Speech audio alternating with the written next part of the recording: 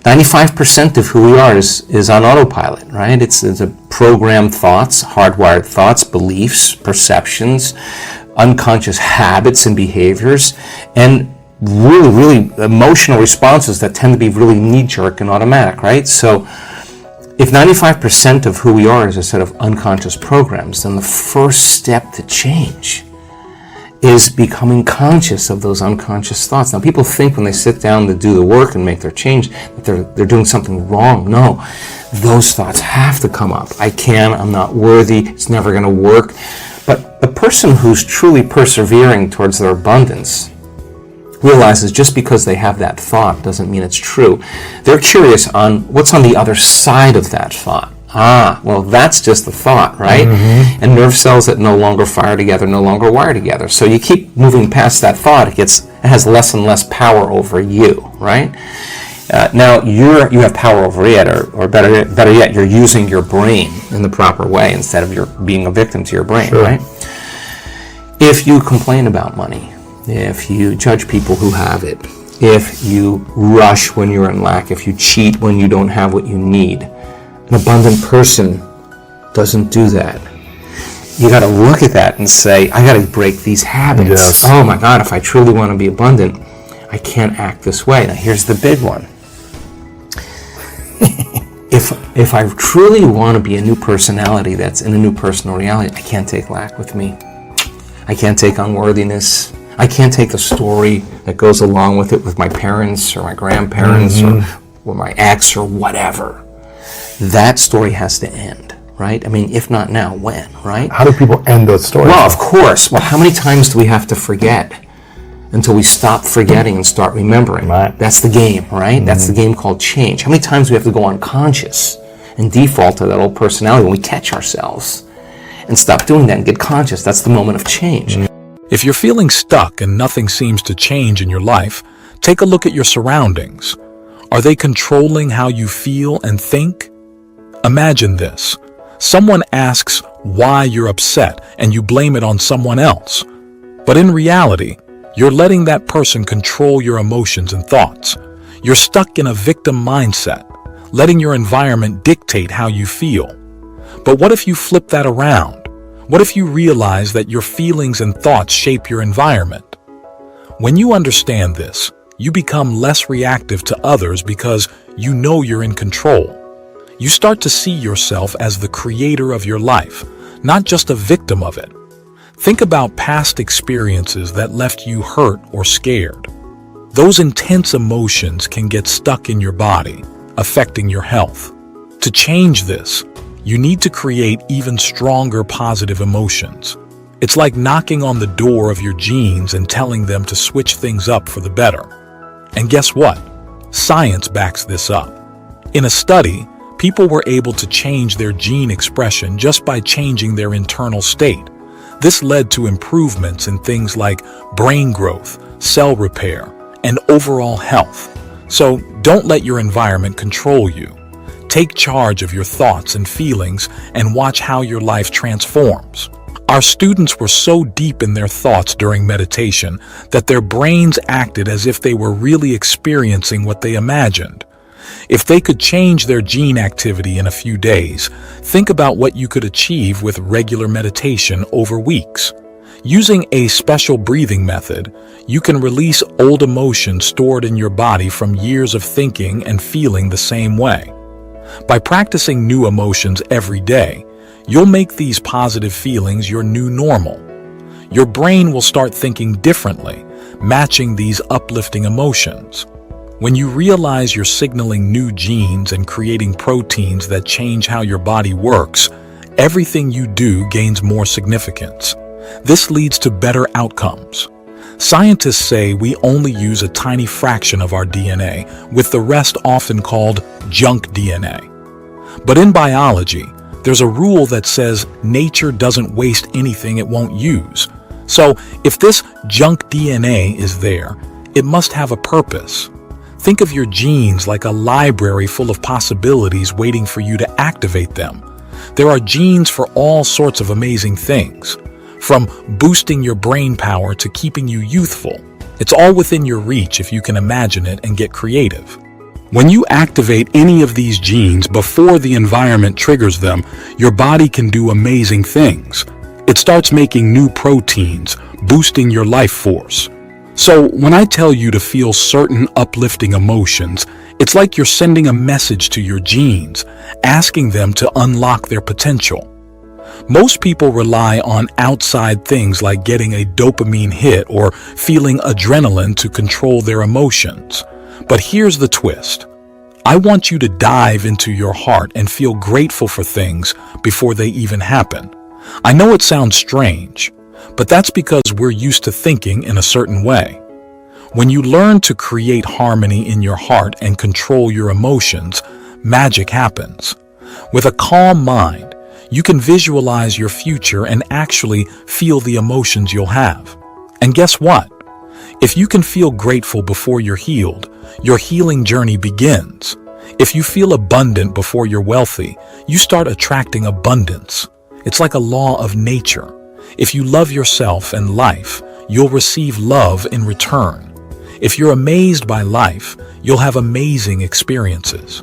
And if you feel empowered, you'll move closer to success. So instead of waiting for the outside world to change your inner world first. This isn't some wishful thinking, it's science. Your coherent heart creates a magnetic field that can reach several meters wide. It's like having your own Wi-Fi signal for positivity. When your brain is in sync, it can pick up on the messages your heart sends out. So, if you're feeling positive emotions like thinking about your wealth or health, those vibes can travel through your body's frequency. Emotions are like the end result of how we experience things. According to epigenetics, it's the environment that tells our genes what to do. So, when your environment triggers emotions, you're actually signaling your genes before anything happens. Now, if you keep up that positive state, your body starts believing and acting like that person you're imagining. We've seen this in people who meditate regularly. After just a week, most of them show changes in their body's chemistry. But here's the thing. Our usual thoughts and feelings keep us stuck in the same cycle, leading to the same behaviors and outcomes. If we want things to change, we have to switch up how we think, feel, and act. We need to become someone new, with a fresh mindset and outlook. From a quantum perspective, we're shifting our whole being to match a different reality. Once we align our energy with that potential reality, we'll start moving towards it. It can be frustrating when life feels like it's stuck on repeat, but as long as we stay the same, nothing will change. To change our lives, we have to change our energy, shift our thoughts and feelings. It's like recalibrating ourselves to send out a different signal, just like a laser beam. When our thoughts and feelings are aligned, we become more powerful and can attract new opportunities. Think about how many times you've wanted to achieve something, believing it's possible in your mind, but feeling doubtful in your heart. What happened then? Why didn't things work out? It's like sending out a confused message to the universe. If your intentions and feelings aren't in sync, you won't see consistent results. Let's say you dream of wealth, but deep down, you feel poor. That conflicting signal confuses the universe. Thoughts speak to the brain, while feelings communicate with the body. When they're at odds, the universe doesn't know how to respond. But when your thoughts and feelings align, magic happens. You send out a clear message to the universe. And here's the exciting part. The outcomes you attract should surprise you. They shouldn't be predictable or routine. They should make you go, wow, how did that happen? These surprises confirm that your consciousness connected with the universe's intelligence. Why seek these quantum surprises? Because if you can predict an outcome, it's nothing new. It's just the same old routine. By trying to control outcomes, you're stuck in a Newtonian mindset, thinking everything follows a predictable cause and effect pattern. But true creation comes when your internal world aligns with the external world, creating a coherent signal that sparks unexpected wonders. Instead of trying to control everything, focus on changing how you think and feel. Watch how your surroundings shift as a result of your inner changes. Aim for new experiences that you've never encountered before. When something unexpected happens in your favor, it'll bring you joy. You'll become a quantum creator, moving from simply reacting to creating your reality. Hold on to your intentions, but let the universe handle the details. Trust that it'll orchestrate events perfectly tailored to you. Expect the unexpected, surrender control, and embrace the uncertainty of how things will unfold. This can be tough, as humans tend to cling to familiar patterns and try to recreate past experiences. To become abundant, you need to shed your old self, which comprises 95% of who you are. This process can be uncomfortable because it means stepping into the unknown, but holding on to feelings of lack and suffering only keeps you stuck in the same reality. Let go of these limiting beliefs and embrace a new mindset. Many people seek abundance, healing, and fulfillment, but what they truly desire is wholeness and peace. When you feel complete within yourself, you can fully enjoy life's simple pleasures like watching a sunset or sharing a meal with friends. What do you do when you have a couple of hours in the morning? That's quite a bit of time, isn't it? Well, here's the thing. If I can conquer myself at the start of the day, the rest of my day becomes a breeze. So I dedicate 2 hours in the morning for this purpose. I usually wake up before the crack of dawn, sometimes as early as 3 a.m., especially when I'm in a different time zone. I find that the 4 a.m. slot works best for me because my brain is in just the right state. I don't have to push myself too hard. Sure, my body might feel a bit tired, but mentally, I'm in that sweet spot between wakefulness and sleep. So, I make the most of this time. During these 2 hours, I engage in various practices like meditation, affirmations, and visualization. It's all part of the process of creating a new reality for myself. The first step is overcoming my current personality, the usual thoughts, actions, and habits. Sometimes it's effortless, like hitting a perfect shot in golf or having a flawless run. Other times it requires more effort. But here's the thing. The tough days are the most rewarding. They push me to be uncompromising in my pursuit of growth. Even if it takes an hour to get into the zone, it's worth it, because in that moment, I'm fully present where the unknown exists. See, most people try to predict the future or dwell on the past, but the only place where anything new can happen is the present moment. And through consistent practice, I've learned to recognize when I'm truly there and when I'm not. It's like an internal compass guiding me toward growth and transformation.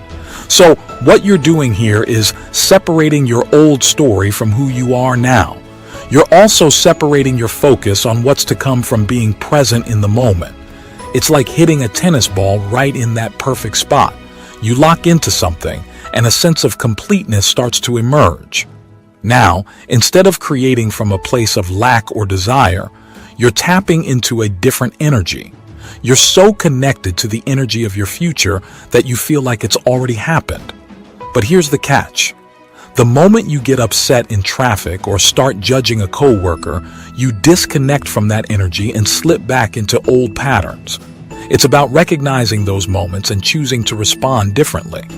Instead of blaming others or falling into victimhood, you start asking yourself questions. When did I lose sight of my vision? What can I do differently next time? This shift in mindset allows you to navigate life's challenges with more coherence and purpose. But it's not always easy.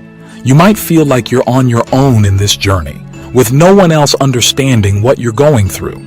You can't even rely on your friends' opinions because they're based on their own experiences. It's a moment where you have to gather all your inner strength and make a decision. I've spoken to many people who have healed themselves from various health conditions, and they all reached a point where they simply made up their minds to change. It's a powerful realization that ultimately leads to transformation. When you're feeling off, you're in survival mode. In survival mode, you rush to do things and can't really be in the moment. You feel anxious, like everything is scary. Now let's talk about dealing with stress. Watching too much news can make you feel overwhelmed. So what can you do when you're feeling stressed? Well, when we feel threatened, our bodies go into survival mode, which throws us off balance. So the key is to calm down. Take a moment to slow your heart rate and think calmly. That way, you can make better decisions. When you're in survival mode, you feel like you need to hurry and get things done. You can't really focus on the present because you're caught up in feelings of fear or anger.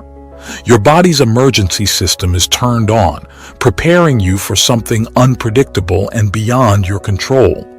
This survival mode taps into your body's resources for short-term needs, but if it happens too often, you become accustomed to this rush of energy. Teaching people how to regulate themselves, how to come back to the present moment, and how to shorten their stress responses is crucial. It's not about stopping reactions altogether, but rather about not letting them drag on endlessly. By learning to manage your reactions, you become less affected by your environment and more able to create positive change. This process involves shifting from fear to other emotions and doing the necessary work to practice self-regulation. When you do this, you gain energy instead of losing it. This energy boosts your immune system, helping your body fight off illnesses more effectively. When you're less emotionally reactive, you become more resilient physically as well. Empowering people with this knowledge allows them to make different choices and create new experiences. By applying what they learn, they can step away from their old habits and become their best selves. It's all about embracing change and growth. When certain people misunderstand or try to attack the information I share, it used to really bother me. But now, I've learned not to let it affect me as much. What matters is that even if I do react, I find my way back to my heart and learn from the experience.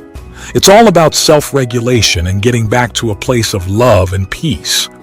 When I do get triggered, I take a moment to step back and disengage from the situation. I remind myself that reacting isn't going to help me create a better future. Instead, I focus on reconnecting with my heart. I close my eyes, breathe deeply, and consciously shift my beliefs to ones that serve me better. By slowing down my breath and calming my mind, I can regain control and stay centered in the present moment. This practice helps me stay grounded and respond from a place of love, even in challenging situations. So, once I reconnect with my heart, I focus on the emotions I want to bring into my future.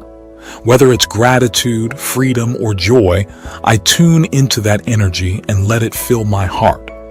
By doing this regularly, I've become familiar with this positive energy, making it easier to access.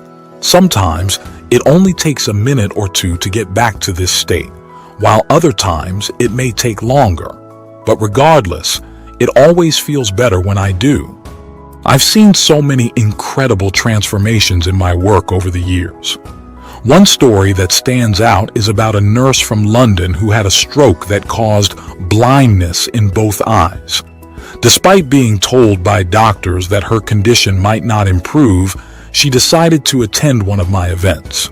Initially, she was more interested in learning how to cope with her blindness than in healing it. However, halfway through the event, she felt inspired to try healing her vision. During a meditation session, she experienced a crackling sensation in her brain, followed by a temperature change. When she opened her eyes afterward, she realized that her vision had completely returned. Medical scans confirmed the miraculous recovery, showing no signs of blindness anymore. Did you ever have or witness anyone else having miraculous experience like this or a similar one? Do you think it's even possible? Share your thoughts below the videos and tell us your experiences. When something good happens to you or is happening, you feel grateful. That feeling of gratitude is like a signal to your body that something positive is or will happen. Interestingly, your body doesn't distinguish between experiences that create emotions and emotions you create with your thoughts alone. It treats them the same way. So, when you feel gratitude, your body believes good things are on the way or have already occurred. Gratitude is like the perfect emotional state for receiving. By embracing gratitude for our future, we make it feel more real because it matches the emotions we're experiencing. We're essentially feeling the emotions of the future before it actually happens. Practicing gratitude for just 10-15 minutes a day can strengthen your immune system by 50%. This is because it activates a gland in your heart that signals your body to boost its defenses. On the flip side, when people are in a state of fear, they're more likely to accept and believe information that matches that emotion. This can lead to limited behaviors and negative thought patterns. But when you practice gratitude, you start to change the information your body receives, programming it for a positive future. During challenging times when it feels like there's a lack of opportunities and uncertainty about the future, shifting from a scarcity mindset to an abundance mindset can be tough but essential. Personally, I see such moments as opportunities in disguise, challenging us to rise to a higher level of awareness and consciousness. Instead of succumbing to fear and focusing on what we lack, we must tap into a greater awareness and invent new ways to navigate our circumstances. It's about refusing to be victims of our situation and actively creating new realities. Rather than giving power to our fears, we need to redirect our attention towards creating positive change. It's about seeing challenges as opportunities for collective growth and connection, transcending the illusion of separation.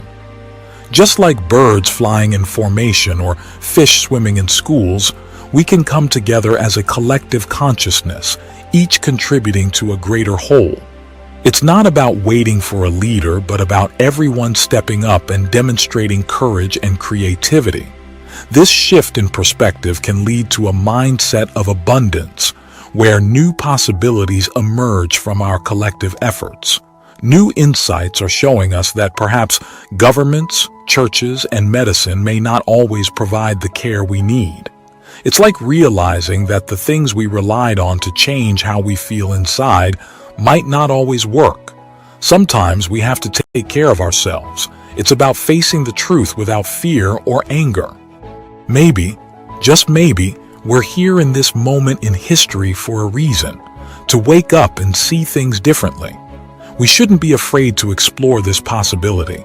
Someone asked if changing your physical environment could change your DNA for better or worse. Well, it's not just about changing where you are physically. It's about changing how you think and feel in that environment. Your emotions signal your genes, so if you're still feeling the same way in a new place, nothing really changes internally. It's like being trapped in an emotional prison. But if you shift your mindset, you can start expressing new genes and creating a better life for yourself. The key is to match your clear intentions for the future with positive emotions.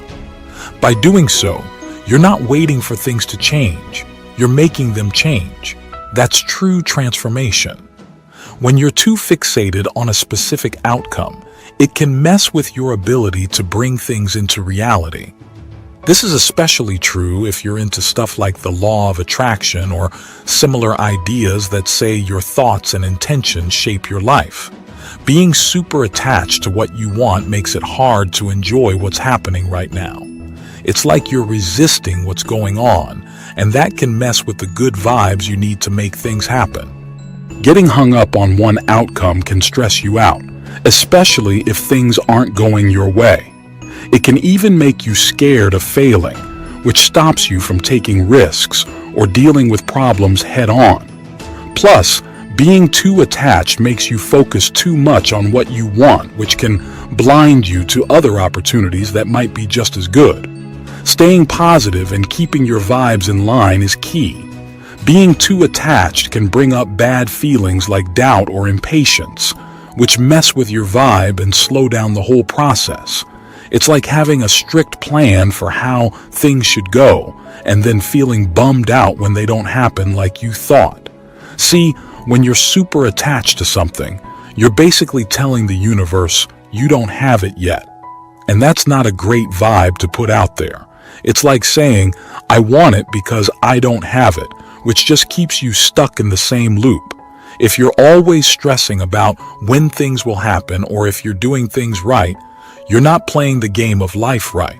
It's all about what you believe and how you feel. If you're not sure you can make things happen, you'll just keep attracting more doubt and uncertainty. You have to choose to believe you already have what you want even before it shows up. It's like picking the reality you want to live in and sticking with it every day.